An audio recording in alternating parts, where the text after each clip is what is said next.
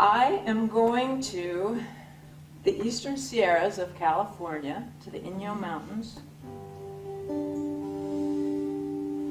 And I'm going to spend 4 days and nights in nature, on the land, in the high desert. No food, no shelter, no company. Just me and the nature spirits. It's a vision fast. I got the invitation from the School of Lost Borders. It's the great Ballcourt vision fast, the practice of living and dying, facing death in order to live more fully. The curative powers of wild nature will free me from this prison of self-doubt and judgment. I'm going to shed all of that and learn to live from the inside out.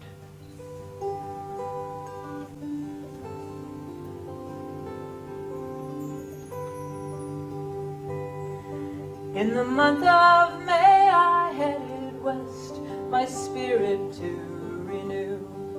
4 days and nights on a vision fast, all borders I would lose.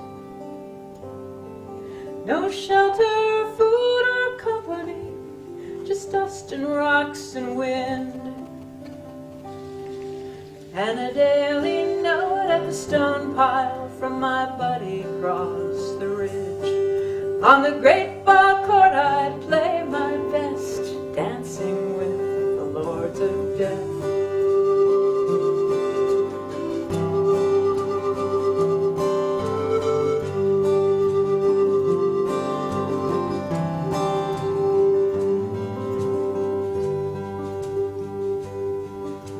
Our guides were Scott and Meredith, an ancient tale they told of the great Ballcourt in Mayan myth, of players brave and bold.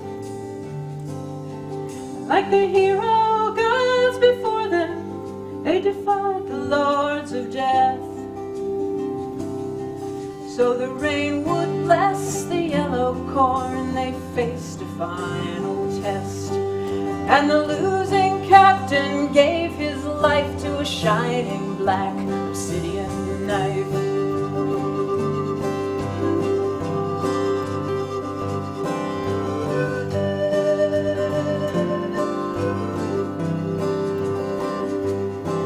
We don't actually know if it was the winning or losing captain whose head was cut off with an obsidian knife. What we do know is the Mayans believed his sacrifice allowed life to continue.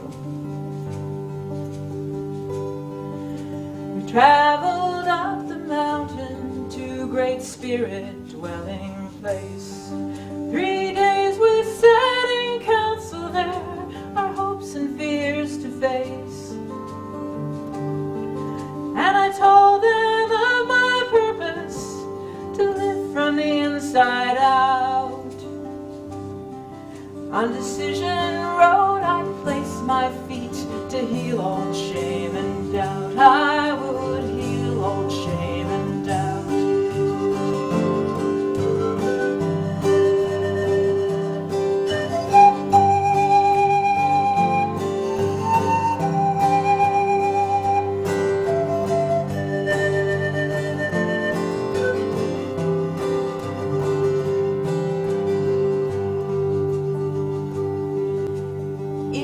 Formed an intention for our fast.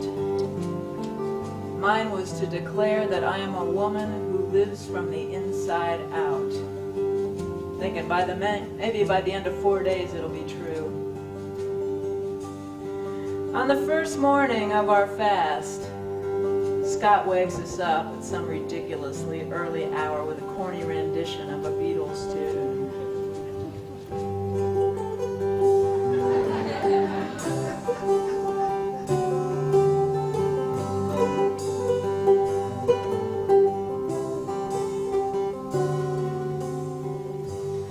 Grab my backpack and join the sleepy circle that's forming around Meredith. She's standing with a feather in one hand and an abalone shell full of smoking sage in the other. When it's my turn, she brushes my shoulders with the feather, whispers prayers for my well-being. I step out of the circle into sacred space, now invisible to the others, except for Jeanne, my buddy. Jeanne is camped relatively close to me, so we will take turns checking in each day at a stone pile between our two spots.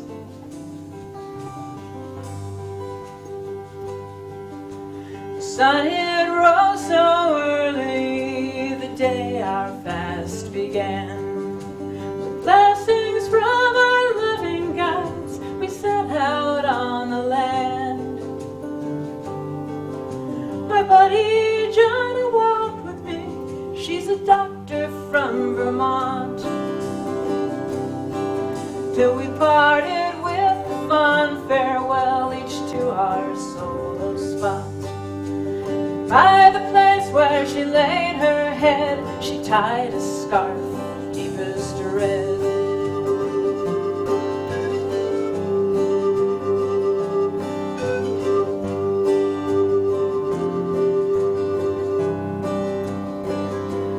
Jeanne's spot is across the ridge from mine. On a tree by her sleeping bag, she ties a bright red bandana, a sight line so I can make my way to her if need be. In a reverie I wander neath rock and pinyon tree, when a black obsidian arrowhead revealed itself to me, carved by some ancient warrior to feed a family. This sacred knife could take a life or set my spirit free. Oh, set my spirit free.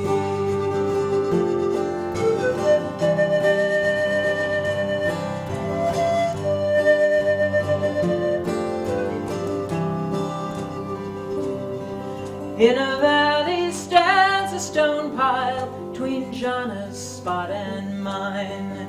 We pledge to visit daily and each time leave a sign. And if no sign was waiting, we'd search both high and low. But I could not find the stone pile when it came my time to go. Till the sun broke through above my head, across the bridge spied a glimpse of red. And the red bandana saved the day. I set my sights, found my way.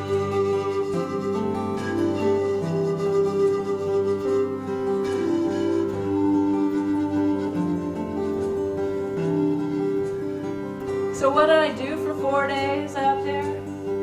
Well, it's amazing how much time you have when there are no meals. I got plenty of water, but that's it. I climbed for hours. Sit on a rock and watch the sun come up. Lean on a rock and watch the moon rise. It's sunny and warm in the daytime, chilly winds at night. So many stars. I check out the other critters on the land with me. Jackrabbit, bluebird, hawk, big black beetle, lizard, raven doing spins in the air just 'cause he can. No coyotes in sight except the one tattooed on my arm, but I do come across some pretty big scat with fur and bones in it. Sometimes my mind won't shut up. Sometimes it's like a bad summer camp experience and I just want to go home. What if I returned to base camp, declared myself done? Does anybody ever do that? I ask the wind to blow away what I don't need anymore. On the second day, I find myself crying about not getting tapped for honor society like my friends did at that first semester of freshman year, 1964. Guidance counselor says, sure, you got the grades, You don't mean the good citizenship criteria. You should spend more time schmoozing with the teachers. Must have missed those social cues. I find an orange cat hair on my jacket. Makes me homesick. But you know, by the third day, I'm starting to get in the groove. I'm pretty sure no humans are gonna show up unannounced. I start hiking pantsless. Eventually, I just strip down to my hiking boots. I come across a rock formation, looks like a big fat goddess. And I ask her, how can I find you more often in my life back home? Her answer, I'm the sky above your head. I'm the ground beneath your feet. And the third night, well, that's the Death Lodge. I'm dying to my old life. And who comes to pay their respects? And what do I need to say to the people I love to make it good with them? Well, 5 things, according to Scott. He's a hospice doctor. I forgive you. Please forgive me. Thank you. I love you. Goodbye.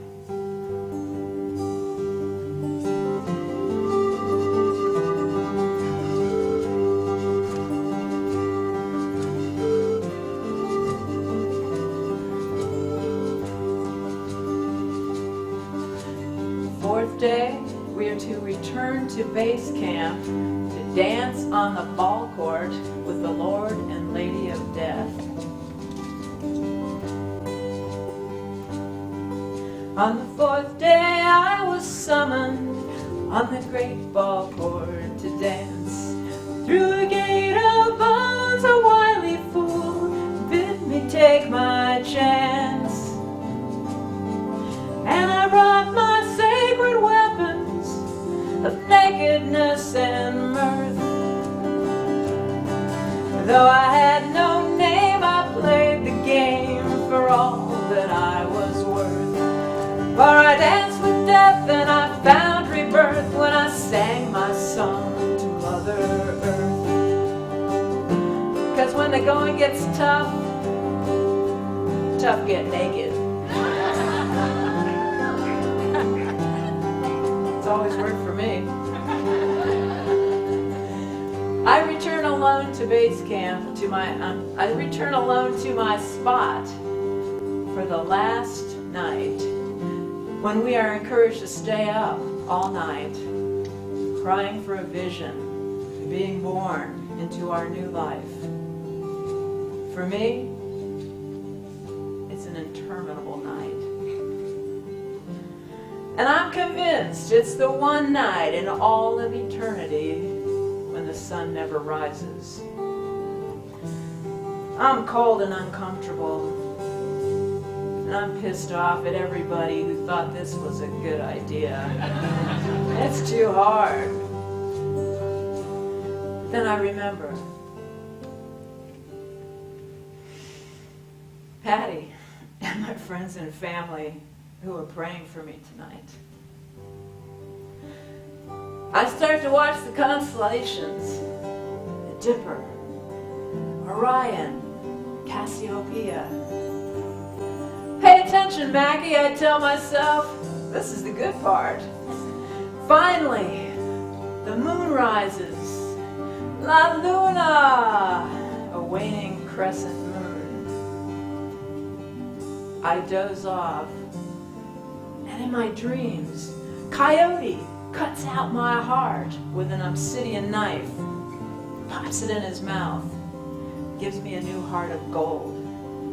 I awaken to see a faint but pink light spreading up from the horizon.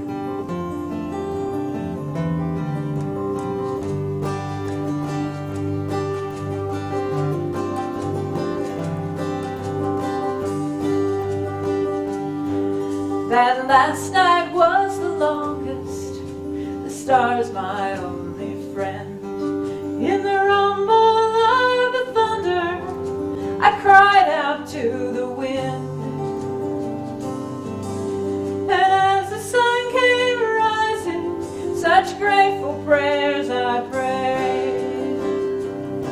I put on my pack and headed back in peace and unafraid. On the great Ballcourt I played my best, dancing with the lords of death.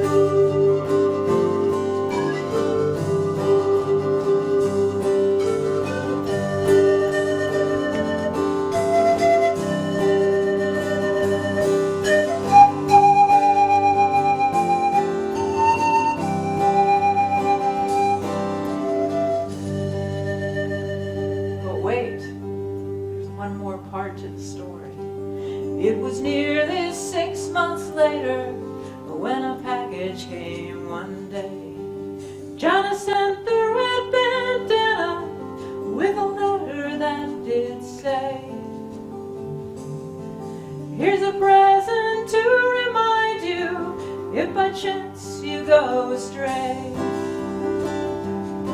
Now let yourself be led by that flash of red. You'll surely find your way. I'll surely find my way. For I danced with death and I found rebirth when I laid my belly on the earth. And the red bandana's here to stay. As the path unfolds, I'll sing and pray. Through the setting sun, I'll make my way. Till the sun goes down, I'll find